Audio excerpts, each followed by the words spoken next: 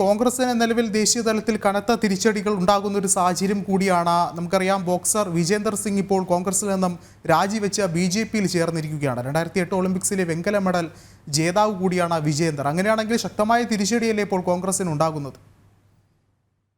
വിഷ്ണു, ഈ ലോക്സഭാ തെരഞ്ഞെടുപ്പിൽ അമേഠിയിലും മറ്റും കോൺഗ്രസ് മത്സരിപ്പിക്കാൻ വെച്ചിരുന്ന സ്ഥാനാർത്ഥിയാണ് വിജേന്ദർ സിംഗ് എന്നതാണ് ശ്രദ്ധേയം. വളരെ അപ്രതീക്ഷിതമായി വിജേന്ദർ സിംഗ് ഇപ്പോൾ ഡൽഹിയിലെ BJP ആസ്ഥാനത്തെത്തി പാർട്ടി അംഗത്വം സ്വീകരിച്ചിരിക്കുകയാണ്. 2019 ലോക്സഭാ തെരഞ്ഞെടുപ്പിന് മുൻപാണ് ബോക്സറും ഒളിമ്പ്യനുമായ വിജേന്ദർ സിംഗ് കോൺഗ്രസിന്റെ ഭാഗമായത്. കഴിഞ്ഞ ലോക്സഭാ തെരഞ്ഞെടുപ്പിൽ ഡൽഹിയിൽ ഇദ്ദേഹം കോൺഗ്രസ് ടിക്കറ്റിൽ മത്സരിക്കുകയും ചെയ്തു.